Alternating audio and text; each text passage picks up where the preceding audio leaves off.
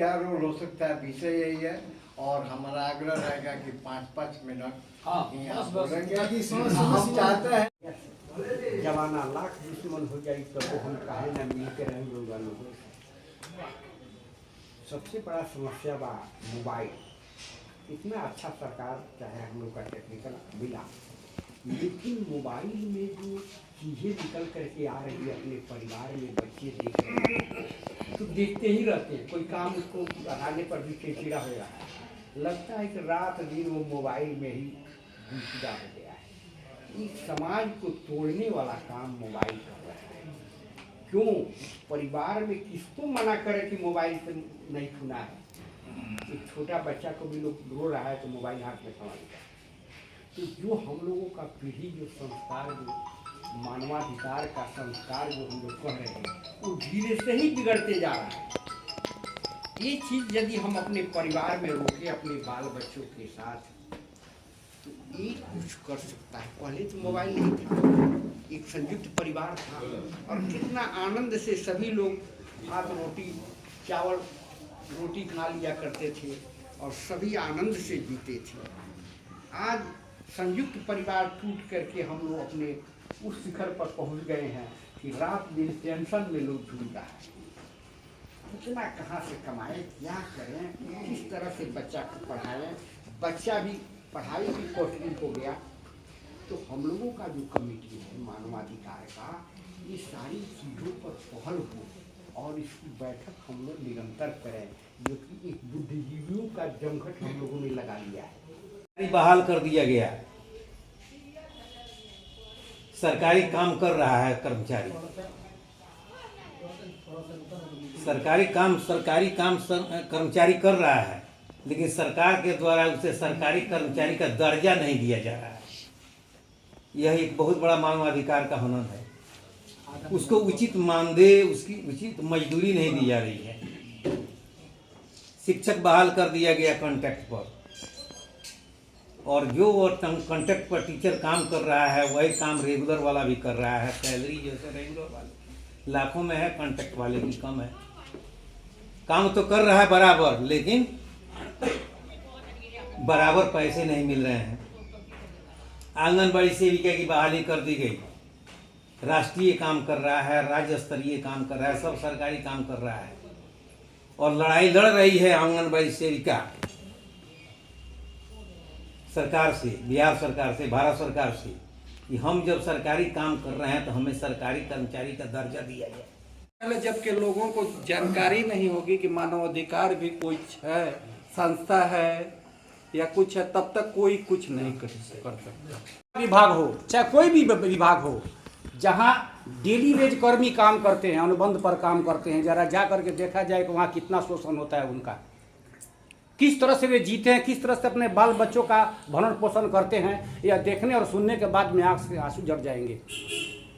समान काम के समान वेतन सरकार लागू कर देती है, लेकिन एक बार भी किसी ऑफिस में जा करके अपने कर्मचारी अपने मुलाजिम को नहीं देखती है कि वहाँ कितने कर्मचारी डेली वेज पर हैं, अनुबंध पर हैं, और उनको श्रम संसाधन विभाग के द्वारा यह उचित मानदेय मिलता है अथवा नहीं मिलता है, कि वह पदाधिकारी के अधिकार के द्वारा दबा हुआ है या किसी के शोषण के द्वारा वह दबा हुआ है, जो बोल नहीं सकता है क्योंकि पापी पेट का सवाल है। वह जानता है कि अगर हम विरोध करेंगे तो सीधे हम इस नौकरी से हटाए जाएंगे और हम सड़क पर आ जाएंगे। हम भीख मांगेंगे तो भी भीख नहीं मांग सकते हैं, क्योंकि समाज में एक जगह है, ना हम ऊँचा उठ सकते हैं ना नीचा बैठ सकते हैं। ऊपर उठेंगे तो माथा ठेक जाएगा, नीचा बैठेंगे तो हम नीच कहलाएंगे। ऐसी परिस्थिति में इस मानवाधिकार के दिवस पर हम आज कहना चाहते हैं कि इसको सबसे पहले गांव से लेकर के प्रखंड तक जो पढ़े लिखे या जो अनपढ़ गंवार है उन ये हो रहा है कि जो भी दुनिया की सत्ताएं हैं वो अपनी तानाशाही स्थापित करने के लिए तरह तरह के उपाय कर रही हैं। भारत जो दुनिया का बड़ा लोकतंत्र है, हम आए दिन देख रहे हैं कि कैसे संस्थाओं से खिलवाड़ किया जा रहा है, उसे नष्ट किया जा रहा है, आम आदमी के अधिकार को कमजोर किया जा रहा है, या CJI पर जूते चल जा रहे हैं। ये बहुत दुर्भाग्य की बात है। हमारे यहाँ साझी शहादत और साझी विरासत, इसको भी मटिया मेट किया जा रहा है। इतिहास का पुनर्लेखन किया जा रहा है। तर्क के जगह, विज्ञान के जगह परंपराओं को, अंधविश्वास को रखा जा रहा है। ऐसे में हम अपने मानवाधिकार की रक्षा कैसे करेंगे, ये बड़ा प्रश्न चिन्ह है। जैसे साथी ने कहा कि ऐसे में हम क्या करें, तो हम लोग, हमारा एक अपना मानना है, थिंक पॉजिटिव लिव बेटर। हम अपने से क्या कर सकते हैं, समूह में क्या कर सकते हैं, हम लोग वर्षों से करते आए हैं। हम लोग नई पीढ़ी को जागरूक करते हैं, उनको सही बातें बताते हैं, और जो संविधान की हमारी प्रस्तावना है भारतीय संदर्भ में कहते हैं, उसके एक एक शब्द को समझाते हैं। और खासकर से हमारा जो अपने इच्छा अनुसार कुछ नहीं सीखेंगे, आपसे नहीं सीखेंगे तो आगे क्या करेंगे। एक कहानी है, हम द लेबर डिपार्टमेंट से है, सुनिएगा थोड़ा। हाँ, 5 मिनट इजाजत हो तो। तो हमारी पोस्टिंग हुई थी कसरिया और परिवार में कल्याण। बाप से उसकी क्षतिपूर्ति होती है। बेटा भी एक समय आता है, बाप बेटे को तब पहचानता है जब उसकी क्षतिपूर्ति हो रही है।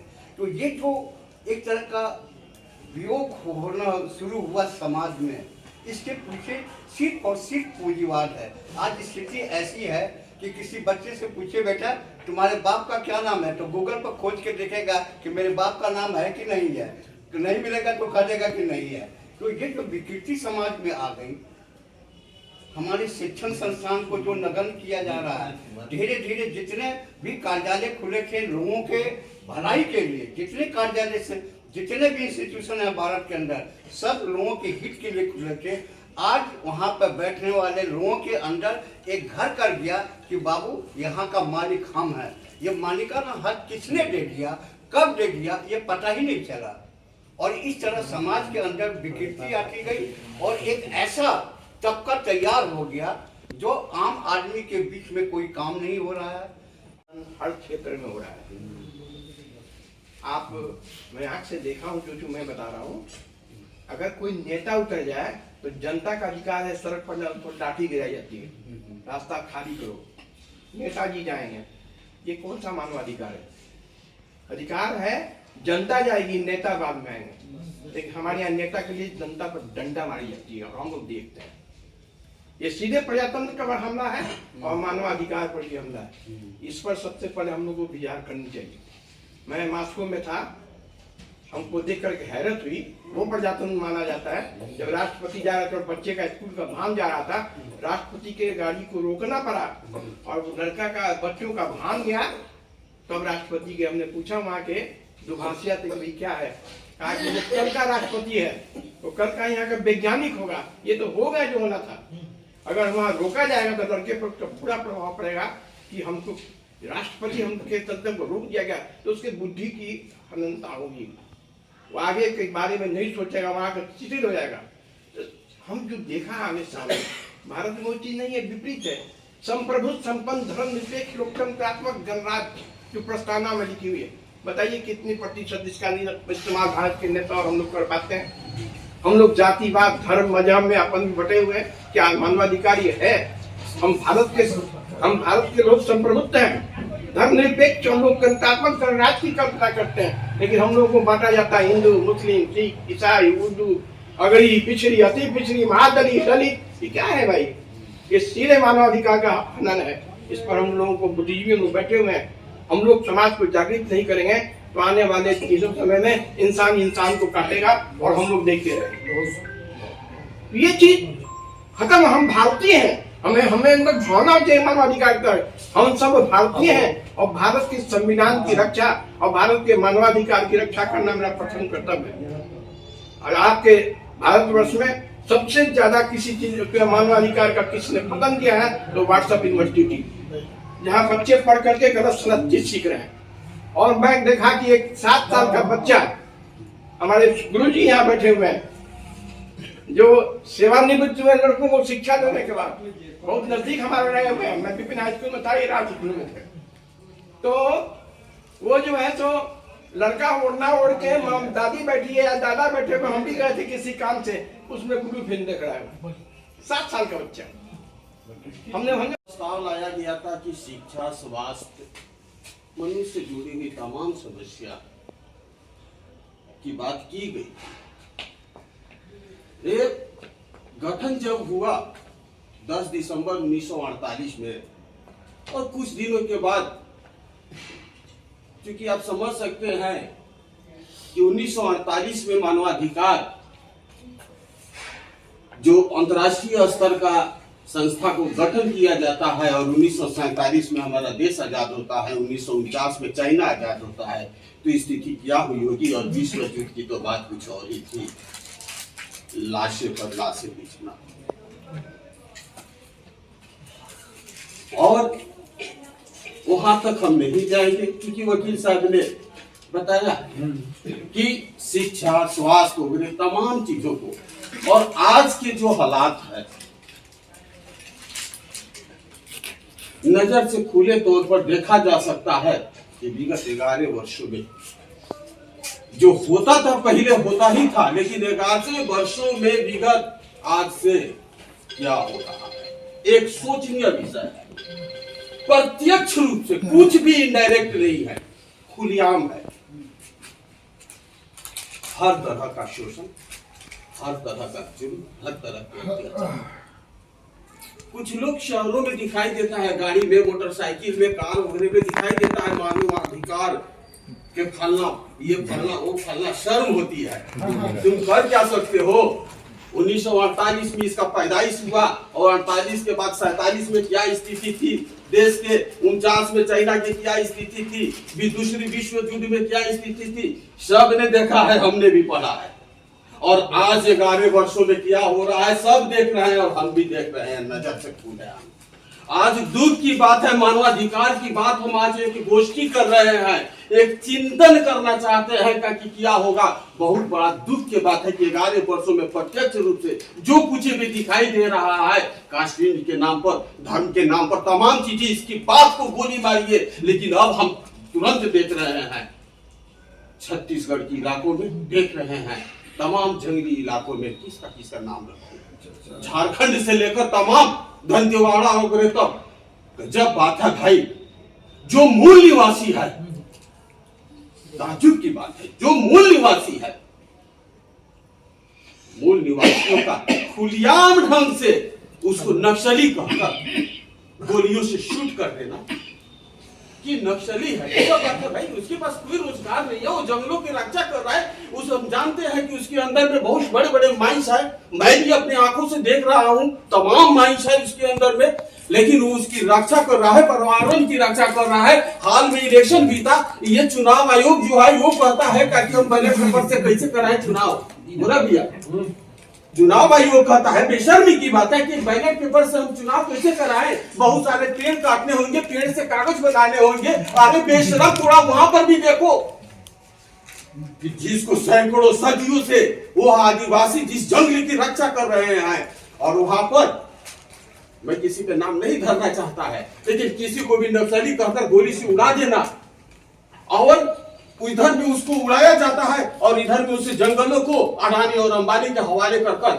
माइंस के नाम पर उसको दिया जा रहा है। मात्र देरी नहीं लगा, 24 घंटों में माइंस के नाम पर और पूरे जंगलों को काटा जा रहा है। समझ में नहीं आ रहा है कि चुनाव आयोग कह रहा था कि हम कागज बनाते हैं, पेड़ों के छाल से बनाते हैं, और हम बैलेट पेपर से चुनाव नहीं करा सकते हैं, और देख रहे हैं कि हजारों हजार एकड़ जमीन जिस पर बड़े बड़े जंगल हैं, जिसको आदिवासी रक्षा कर रहे थे। अब किस मानवाधिकार, यहाँ पर सोचने की जरूरत है।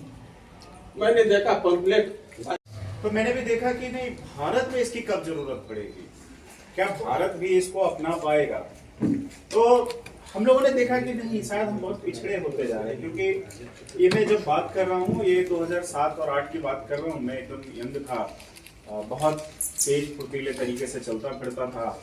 तो मुझे लगा कि नहीं, भारत में ना हर राज्य के हर जिले में इसका बाकायदा एक कमेटी होनी चाहिए और इस पर बातचीत होनी चाहिए। तो सबसे पहला चीज है कि लोगों के पास जानकारी होनी चाहिए, अवेयरनेस होना चाहिए कि नहीं ये है क्या। कभी कभी क्या होता है ना, मानवाधिकार के अर्थ पे ना बहुत सारे अनैतिक अधिकार भी हम लोग मांगने लगते हैं, तो उसको भी हमें समझना होगा कि एक्चुअली हमारा रियल राइट क्या है, हमको चाहिए क्या। और आज हम सब लोग जो कह रहे हैं ना, तो मुझे भी मैं बहुत दुखी हूँ इन सब बातों को देख के, कि हम लोग क्या करते हैं ना, चंद पैसों, चंद रुपए, चंद इन सब चीजों के लोभ में आकर हम लोग अपने सामने अपने प्रतिनिधियों को, अपने लोगों को गलत बिठा देते हैं और वही लोग हमारे इन अधिकारों का हनन करते हैं और बाद में हम क्या कहते हैं कि दोष देते हैं सरकार के ऊपर, समस्या के ऊपर और अपने आप बीते के ऊपर। मैं आज भी बताता हूँ, जैसा आप सब लोग बोल रहे हैं कि शिक्षा और स्वास्थ्य में वाकई जरूरी है और स्वास्थ्य में सबसे ज्यादा जरूरी है क्योंकि हम लोग उसको सबसे लास्ट में देखते हैं, मैंने सबसे अंत में देखते हैं। जब हम बीमार पड़ते हैं ना तब हम देखते हैं कि हमें उसकी जरूरत है, लेकिन आप जाके हॉस्पिटल में देखिए अभी भी, जबकि हम लोग खुद देखते हैं उसको। आप देखिए महिलाएं जो हैं गर्भ के तुरंत बाद मर जा रही है, उसका कोई इलाज नहीं हो रहा है ना। डॉक्टर अपने भगवान के रूप में अपने आप को मान के बैठे हुए हैं। जैसा हमारे कॉमरेड बता रहे हैं कि वन और उसके जो अपना स्वायत्त अधिकार है, सही में हनन हो रहा है। मैं भी झारखंड 2.5 साल रहा हूं और मैंने देखा वहाँ सही में एक्चुअली हनन हो रहा है। लोगों को उनसे उनकी जमीन जड़ जो है छीनी जा रही है और छीनने का एक ही श्रेय है कि बहुत बड़े बड़े लोग अपनी सत्ता जमाना चाहते हैं। उनको लगता है कि शायद मैं ही एकमात्र व्यक्ति हूँ जो पूरे, अब तो ऐसा है कि विश्व में भी लोग अपनी पकड़ बनाने को बैठे हुए हैं। तो आज हम जो देख रहे हैं पिछले 2.5-3 सालों से अलग अलग देशों में जो शिक्षा में बदलाव से शुरू हुआ, अब बाद में पूरे सामाजिक संपूर्ण क्रांति तक आ गया, तो सब कुछ बदल गया। उस आंदोलन में मैं भी था और बेटिया से शुरू करने वालों में थे मैं और मेरे साथी चंद साथी। वहाँ तो बात आगे बढ़ती है। क्या अधिकार है यही हम नहीं जानते, नहीं जानते हम किससे कि हमारे क्या क्या अधिकार है और उस अधिकार का अध्ययन करना कितना जरूरी है। लेकिन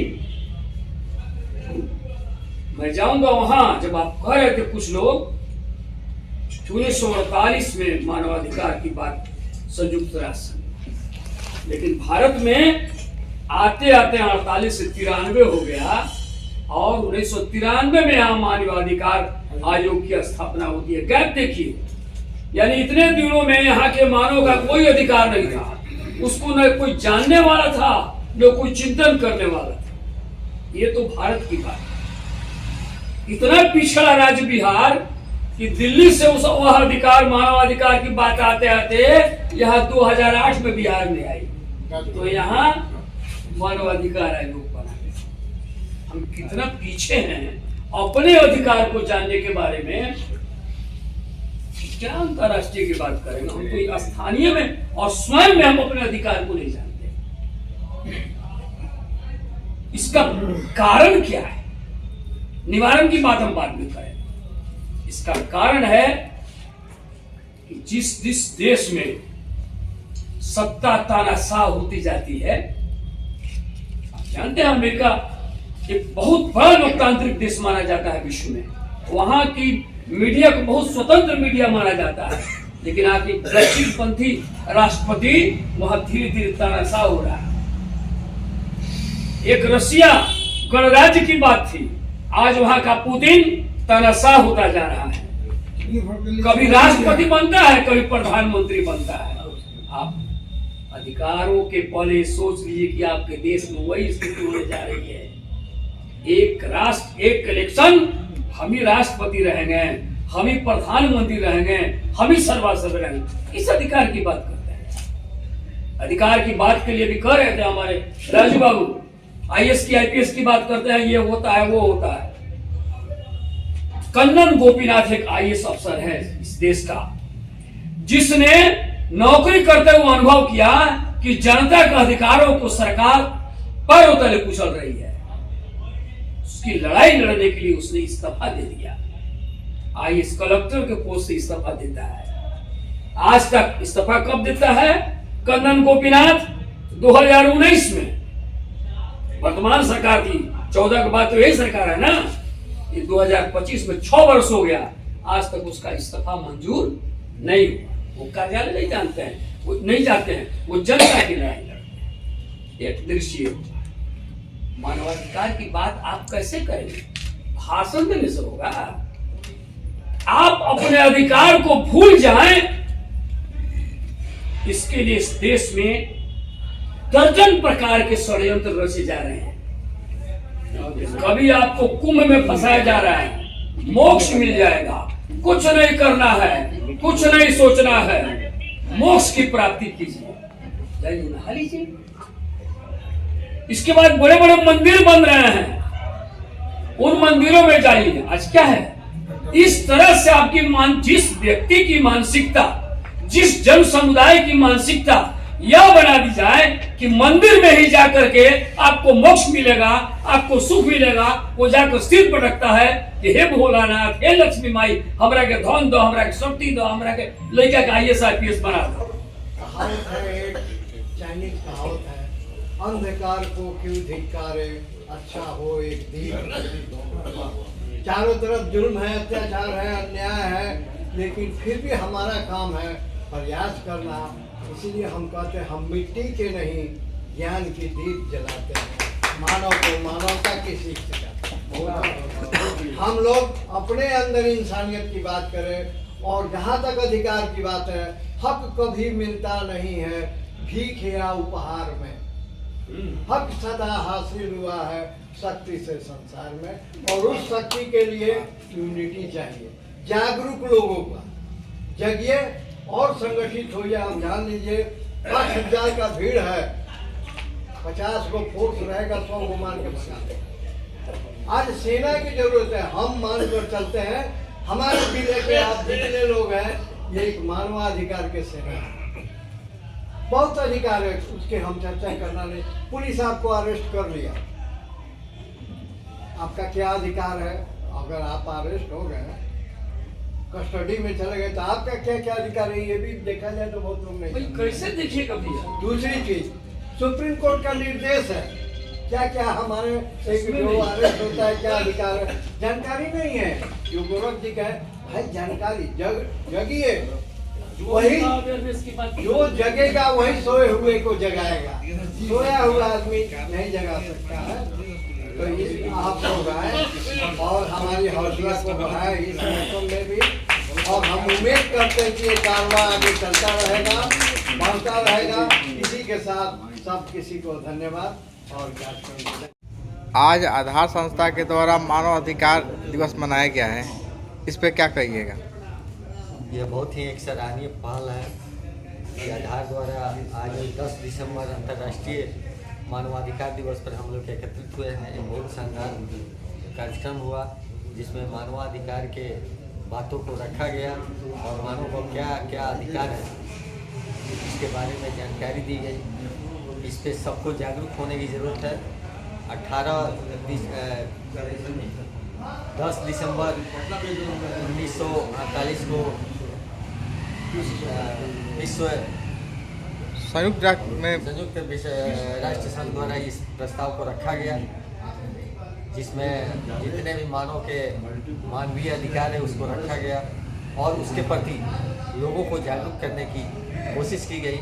हमारी भी ये पहल होनी चाहिए, जितने भी यहाँ पे लोग हैं, कि इस मानवाधिकार के बारे में लोगों को बताएं और उसके प्रति जागरूक करें। शिक्षा का अधिकार हो, स्वास्थ्य का अधिकार हो, रोटी कपड़ा मकान का अधिकार है, उसको सबको मिलना चाहिए। इन्हीं सब बातों के साथ सबको धन्यवाद।